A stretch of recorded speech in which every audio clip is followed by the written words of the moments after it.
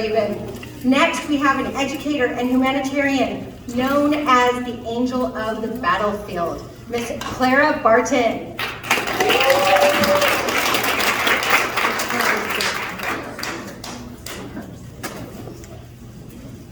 Hi, I'm Clarissa, but you can call me Clara. You're probably wondering why I have a hole in my sleeve. You want to know? Listen to my story. In North Oxford, about on Christmas Day of 1821, I was born. I was the youngest of 5 children. My full name is Clarissa Harlow Barton. I started school at an early age. The first day of school, I shocked my teacher by spelling artichoke at the age of 3. Studying the stars in ancient Rome made me happy. I loved learning, but I was shy around other kids. So my parents decided that I would study at home. My siblings were my teachers. Sally taught me poetry, Stephen was my math teacher, David, who was my favorite sibling, taught me horseback riding, and my dad told me stories about military history. My dad was an Army officer in the Northwest Indian War of 1785-1795. I was courageous. One day I was working at the farm when I suddenly heard a scream. It was my brother David. He had fallen from the barn roof. I was relieved to hear that he was not wounded terribly, but he had fevers and headaches. For 2 years, I provided medical care for him, such as giving medication and feeding him. I was happy to see he was getting better.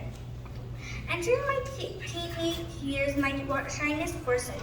My condition was so terrible, I had to see a phrenologist. The phrenologist's name was Ellen Fowler. Fowler suggested that I teach at a summer school. It sounded terrible at first, but something changed. At recess, I proved that I can outrun any kid in the school. At 18 years old, I was barely older than my students. I surprised them when I joined their ball game. They were impressed by my throwing skill. I taught schools all over North Oxford. One time, I was offered a position for the whole year, but summer wages, nearly $2 a week. I agreed to take the position under the condition I would earn a man's wages. I studied history, philosophy, advancement. In 1850, I enrolled in Clinton Liberal Institute, which is one of the few co-educational academies in America. I studied history, philosophy, advanced mathematics, and foreign languages. 2 years later, while in Bordentown, New Jersey, I noticed some boys who were poor and could not pay for school.